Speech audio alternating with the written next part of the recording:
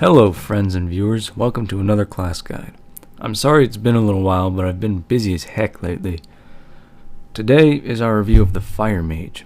Historically, Fire has been quite possibly the most reliable raid DPS spec out there, but has most recently been squared away with its Arcane and Frost counterparts. In patch 4.0, it has been very significantly changed. It's now a lot more PvP friendly, which has changed the way the class is played, and made a lot of adamant followers pretty upset. In this video, I'm going to talk about those changes and discuss the optimal raid DPS spec, as well as how to do single point damage, and some AoE damage as well. Before we move on, let's just take a moment to observe how utterly awesome this cutout of my mage, Rigel, is. Looking very nice, my friend. Alright, now I don't want to go very in depth with the stats like I did with the balanced druid, because people like to fuss about little technicalities, so allow me to just give you the stat rankings for Fire. I don't see how you can really mess this up if you've played the class for a little while, so hopefully people won't have too many issues with this. Also, you guys remember that everything in these videos is my opinion, and I'm just throwing it out there in hopes that by doing so you'll get a better understanding of the game and enjoy yourselves to the fullest. That's all I'm really doing, and I'm not trying to start a fight or any of that. So, let's continue. To help with any confusion, I've even created a professional grade visual aid. Look at this. Not just anybody can import a default Photoshop image tool. I work so hard to please you guys. As with any mage spec, your primary stat is intellect. Why? Because it gives you spell power, it makes you hit harder, and it also increases your critical hit rating, and increases your mana pool. We can't argue with any of that. As stated previously, your hit rating is your next most valuable stat until you reach the cap, in which case, if you exceed the necessary amount, it becomes useless. If you're wondering where your hit is at, given the current state of the game, just simply mouse over your character's hit rating, and you'll see the statistics. You can see your miss percentages against any given level, etc. Next on your hierarchy of stats is critical strike rating. Fire mages are unique because they rely very heavily on critical strikes to activate a very large portion of their damage, known as ignite. We will discuss this shortly. Critting is also the source of most of their burst damage as well. Haste rating. With haste, you do more sustained damage, and your damage over time effects will proceed faster, decreasing the probability of your ignite dots bugging out. That's a very common problem right now, and has been for a while. It increases your total DPS overall. Now, I'm one of those guys that looks at the damage done and doesn't even glance at DPS because honestly I don't think that's important. And that is somewhat relevant when evaluating the importance of haste for a fire mage, but let's just say haste helps you significantly, just not nearly as much as the above stats. So, let's examine the new fire talent specialization and see why the gameplay has changed, shall we? You only have two base abilities. Actually, all three mage specializations are similar in that regard. Fire specialization simply grants you 25% damage bonus to fire spells. I like to think Blizzard applied this to the Frost spec for a stylistic approach, and thereafter decided to make it universal to fire and arcane, because that would excuse the seemingly bland attributes I listed as you choose your talents. The mastery is Flash Burn, which increases the damage of all your fire dots substantially. This scales extremely well with your critical strike rating. However, the game is currently plagued with some terrible bug that doesn't allow your ignite applications to carry out their full durations when you crit frequently, which greatly diminishes the value of this stat, which is why I didn't put it in our little pyramid earlier. In theory though, this mastery should be very potent, as it directly affects your Living Bomb spell and the standard dots from spells like Pyroblast. The first talent we should go over is called Impact.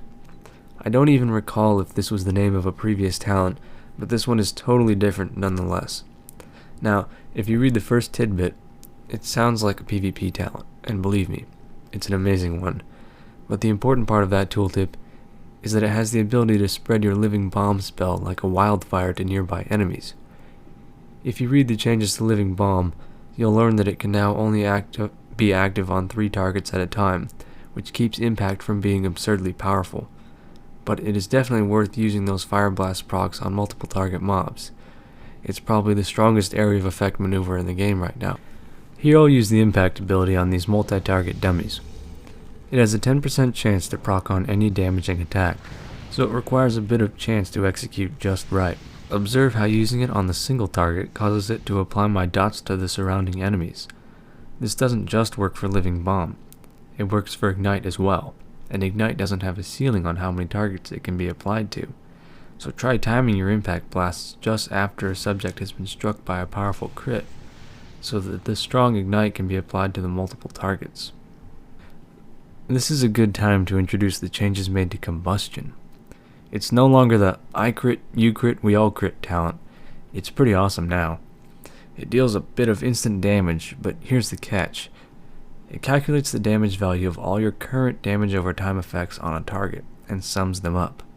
Then it applies a dot of its own, worth the damage of that value, which it will cause over 10 seconds. Not only is that a very strong single point ability, but it also is affected by the impact talent. Do your best to use Combustion whenever it's off cooldown, but only after a strong crit, so that you can get that strong Ignite, preferably with a Pyroblast dot up as well, and of course, a Living Bomb. The Combustion will then be stronger than all of those dots combined. Look at how strong this is when I apply the above logic to the previous scenario, and use my impacted Fire Blast to spread the Combustion to all nearby enemies. It's so good. While we're on the subject of AoE damage, let's take a look at the changes made to Blast Wave and Flame Strike.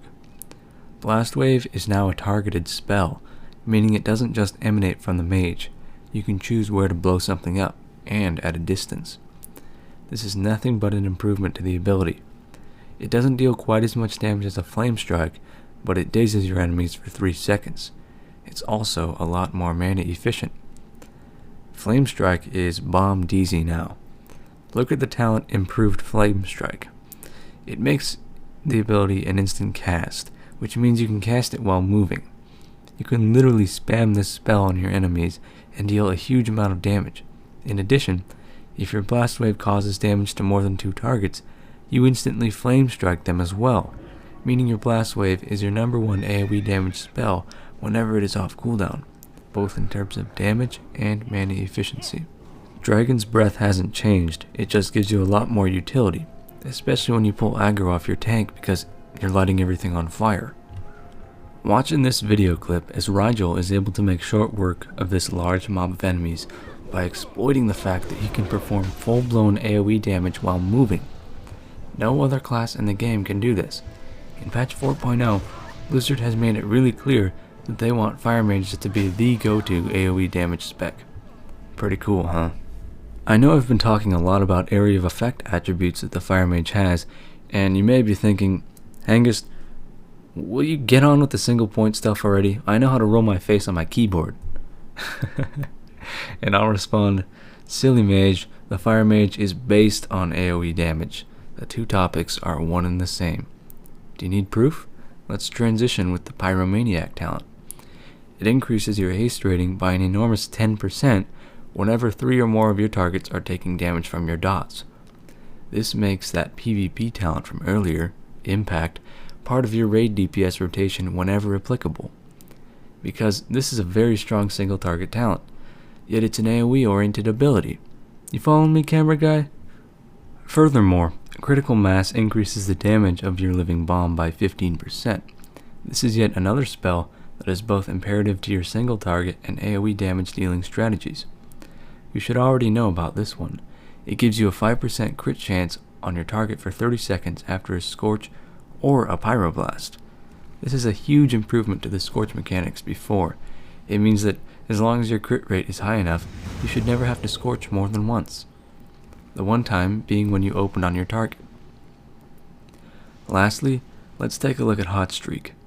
It's been improved because you've lost a lot of your basic crit chance from a lot of talents. Part 1 of the talent converts your standard likelihood to proc your arcane missiles off of one of your attacks into a Pyroblast. That means you can proc this ability without scoring 2 crits in a row, like before. Part 2 is the original talent, which guarantees a hot streak proc after 2 non-periodic crits. This is causing a lot of people confusion. I can see people talk about this in trade chat, about how Blizzard is illiterate and duplicated the talents. My build here is pretty standard, as I try to find a good balance between single target and AoE damage, which further plays on my philosophy that for a fire mage, those two are one and the same. The rest of my talents are located outside of the fire tree. The funny thing is, piercing ice is one of the best fire talents you can take. Blizzard threw us a bone here. This is as mandatory as living bomb. A 3% crit rate should be very obvious. Lastly, I took Netherwind Presence, a haste bonus. Yet another very strong one. Let's take some time to review the glyphs. The prime glyphs for fire are the most simple in the game, and I know I use that phrase frequently, but this time I really mean it. Look at this. Doink? Okay, so you have 2 fire prime glyphs. What else are you gonna take? Cone of Cold? LOL. Come on, Blizzard. You can be more creative than that. Your only other option is to take the glyph of Mage Armor, and use it like a hunter's extinct aspect of the Viper. Fire is, after all, not mana efficient at all. Your most valuable fire glyph is actually a major. Here they are in order of importance. Glyph of Fireball. This is absolutely essential to proccing those hot streaks and keeping Ignite up. Glyph of Living Bomb. Since it should always be up on your target, a 3% increase is very significant. Glyph of Molten Armor. Yes please. Glyph of Pyroblast. You don't really use Pyroblast outside of a hot streak, but it is your hardest hitting spell, so this is also very welcome. Glyph of Mirror Image. This is going to help you out a teensy weensy bit, but it's still your next best option. Okay, so enough rambling on about numbers. Let's try to apply it. To be completely honest, the Fire Mage rotation hasn't changed at all with the exception of the new Impact talent. Your priorities still remain the same, and they are this. Don't attack your target unless they are affected with critical mass, the 5% crit chance bonus. I believe Demo Warlocks have this bonus too, so if there's one in your group, don't worry about it. There are a couple others out there too if I'm not mistaken. This means opening with a Scorch on your target. Your next priority is making sure that Living Bomb stays up at all times. In patch 4.0 you can actually clip this ability, which means refreshing it before the duration has run its course. Think about that for a second. It means you will exempt the explosion if you do so, which means you miss out on a large portion of the damage, as well as miss out on your hot streak opportunities. Needless to say, don't do that. Pay close attention to get the timing just right. Once you have those 2 debuffs up on your target, the single point rotation is very simple. Cast your Fireball spell in the meantime until you proc a hot streak, in which case you unleash your instant Pyroblast as soon as you can. It's during those moments when you'll find the best time to use your Combustion ability, so it benefits from the strong Pyroblast Ignite and the standard Pyroblast Dot. That's really all there is to it. Don't forget to use your cooldowns like Mirror Image to optimize your damage as you see fit.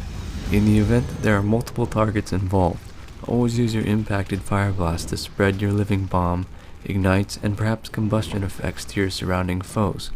It's during these moments that the Fire Mage is at its strongest, due to the huge damage output and the Pyromaniac bonus. I apologize that there was yet again no raid footage, but come on, you gotta cut me some slack. School and work take their toll on a poor guy like me. Anyways, this has been yet another class guide by Hengist. Once again, apologies for taking so long. Remember to leave your feedback through my email or in the comments below.